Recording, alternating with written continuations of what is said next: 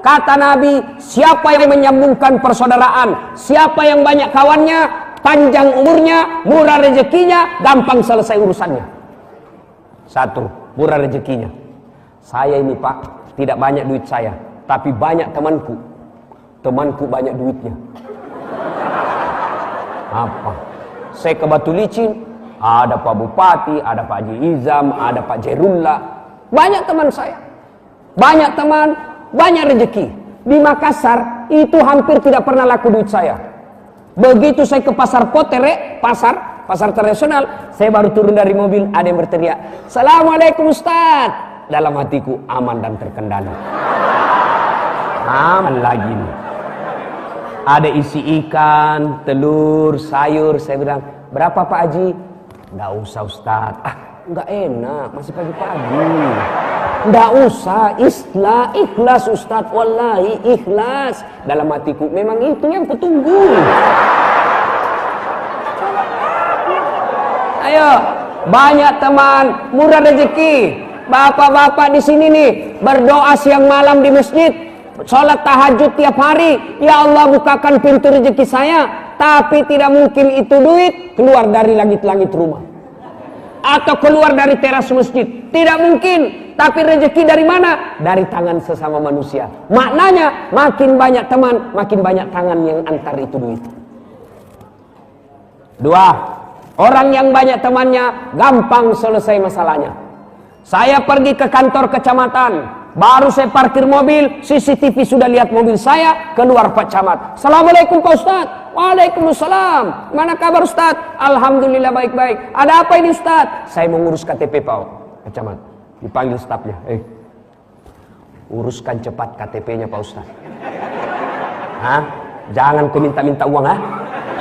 Dosa kau kalau uang Ustadz kau makan." Selesai urusan. Lalu apa kata Pak Camat? "Pak Ustadz, foto, pulang. Nanti staf saya bawa ke rumah." Selesai urusan. Banyak teman, gampang selesai urusan. Yang ketiga, banyak teman, panjang umur. Apa panjang umur 90 tahun, 100 tahun, 190 tahun? Bukan itu.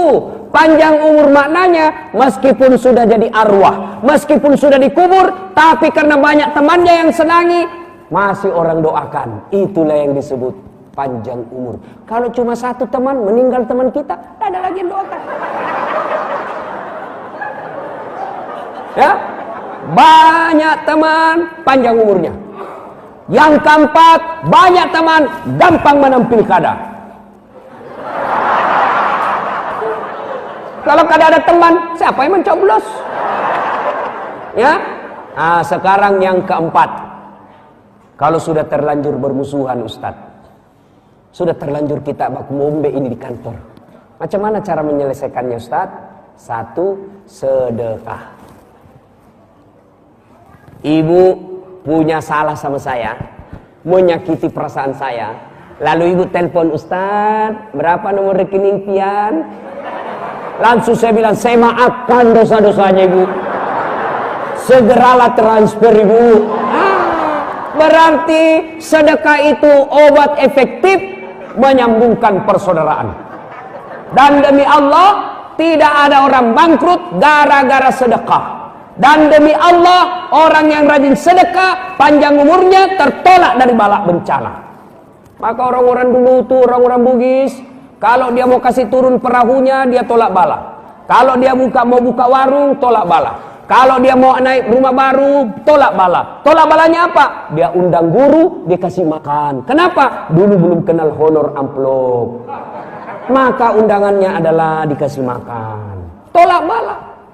Maka ibu-ibu, kalau ada suaminya mulai lain-lain pikirannya, tolak bala. Dengan cara apa? Jangan curhat di Facebook, jangan curhat di medsos, tapi curhat di mana? Sholat tahajud minta pertolongan Allah, sholat hajat minta pertolongan Allah. Lalu setelah itu, supaya cepat dikabulkan itu doanya, selengkapi dengan sedekah. Sholat hajat, "Ya Allah, Engkau yang menitipkan rasa cinta dalam hati suamiku. Akhir-akhir ini aku melihat dia lain-lain, ya Allah. Terima SMS dalam kamar mandi. Ya Allah, setiap dia keluar selalu pakai parfum. Yang selama 30 tahun tidak pernah pakai parfum. Aku mencurigainya ya Allah. Tapi kadang mungkin saya bisa mengawasi seperti Satpol PP. Curhatkan doa boleh begitu, Bu. Doa boleh begitu.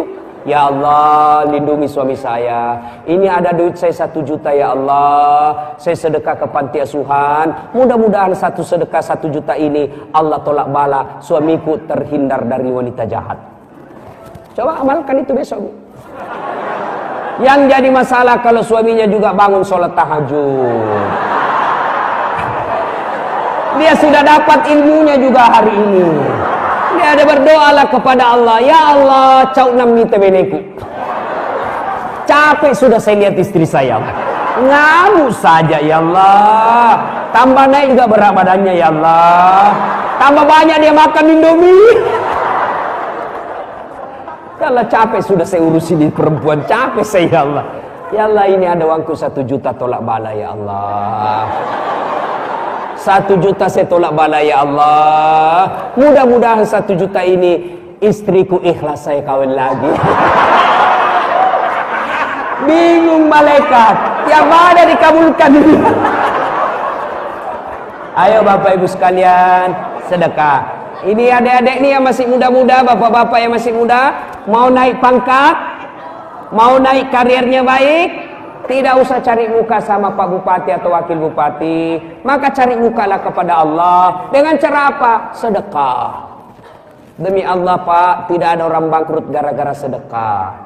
Ada di sini asam urat, kolesterol, ginjal, lemak, maka obati dengan sedekah. Jangan cuma datang ke dokter.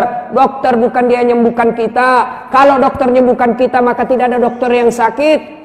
Maka yang menyembuhkan kita Allah melalui tangan dokter. Tapi tidak mungkin Allah sembuhkan meskipun dokter kita datangi ahli. Cak. Kalau Allah tidak izinkan tidak sembuh. Gimana supaya Allah sembuhkan penyakit kita? Salah satu diantaranya adalah sedekah. Maka sebelum ke dokter, sedekah dulu baru ke dokter.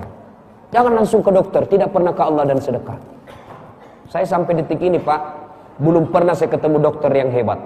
Kenapa? Begitu saya ke dokter, saya juga yang kasih tahu penyakitku. Assalamualaikum Ustaz. Waalaikumsalam dok. Dia bilang Pak dokter, mana kabar Ustaz? Agak sakit-sakit saya ini Ustaz. Maksudnya, saya mencer-mencer ini dok. Kenapa bisa? Dalam hatiku, ya urusanmu, kenapa dokter?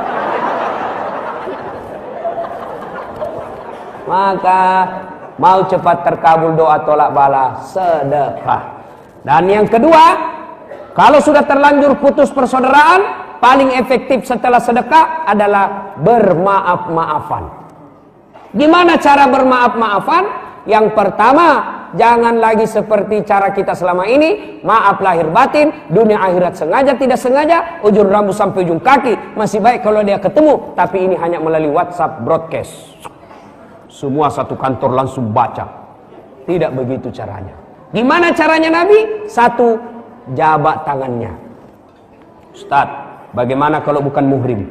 Imam Syafi'i mengatakan tidak boleh. Imam Ahmad selama tidak nafsu silahkan. Maka selama tidak nafsu silahkan jabat tangan. Kalau saya masih swiku di Unhas, saya tidak mau jabat tangan. Kenapa? Dia muda, saya juga masih muda. Dia cantik, saya gagah. Masa Ustadz nafsu sama cewek? Saya manusia biasa. Biar Ustadz kalau cewek cantik, hilang juga imannya. Maka saya waspada, saya cuma begini. Iya dek, maaf lahir batin. Nah. Kalau perempuan ibu-ibu majelis taklim, usia 50-60 tahun, sudah bau minyak gosok, bau bawang putih, saya jabat tangan dua-dua. Ya bunda. Kenapa? Tidak mungkin saya nafsu sama ibu-ibu 70 tahun. Ya tidak tahulah kalau ibu yang nafsu sama saya. Dua, setelah jabat tangannya, pandang matanya. Tolong para pejabat, kalau datang anak buah kita kasihan ke rumah, jabat tanganlah dengan sesempurna mungkin. Mereka sudah tinggalkan rumah, jauh-jauh kasihan naik speedboat, naik motor datang dengan anak istrinya, motornya pun motor cicilan. di jalan kempes bannya, datang ke rumah karena menghargai bupati dan pimpinannya. Jabat tangan kadangkala kita pimpinan jabat tangan sambil terima telepon. Oh ya, dari mana? Ya besok kita ketemu. Itu tidak akhlak. Simpan dulu HP, hargai orang yang jabat tangan. Nabi katakan pandang matanya dan senyum. Jangan pandang matanya kasih bola. Tidak begitu. Senyum kocapo. Yang keempat, salawat kepada Nabi. Allahumma sholli ala Sayyidina Muhammad wa ala ali Sayyidina Muhammad. Dan yang kelima yang paling penting, sebut judulnya dosa. Pak Bupati, kenapa dek? Pernah dulu ada hilang komputer di ruangan. Dia iya, enggak tahu siapa yang curi itu, kurang ngajar. Dia bilang, maafkan saya Pak, saya hilap. Maksudnya, saya ngambil Pak. Ah, kau rupanya ngambil lah. Oke, saya maafkan kau, tapi kasih kembali dulu. Maaf tidak sah selama barang masih diambil. Maka bapak-bapak yang pernah mengambil inventaris kantor, kasih kembali besok.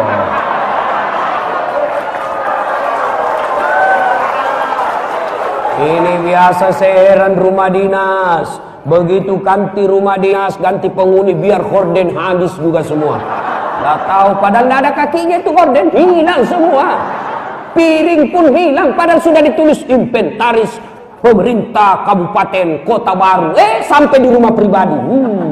Di blender kau kalau mati kau cilaka. Maka kasih kembali besok.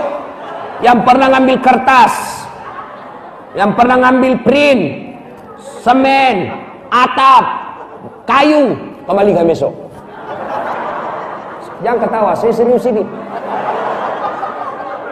Ibu bapak saudara-saudara sekalian, dan yang paling penting, sebut judulnya dosa, kembalikan kalau berkaitan dengan barang. Maka bapak-bapak ini yang mulia, nanti minta maaf sama istri, sebutlah penyesalan kita. Bu, maafkan saya bu, kata istrinya. Ada apa ini pak? Sebut dulu, apa judulnya? Dia bilang suaminya, ndak usah, nanti kau ngamuk lagi ah. Maafkan saja. Apa judulnya? Dia bilang suaminya, ya oke lah, maafkan saya bu. Kenapa saya pernah hilang? Saya selingkuh bu. 3 bulan yang lalu saya selingkuh, maafkan saya. Dia bilang istrinya, saya maafkan pak. Memang begitu manusia biasa. Kadangkala kita hilaf, lain waktu kita beriman, lain waktu kita tersesat. Saya maafkan pak. Maafkan juga karena saya bulan lalu juga selingkuh.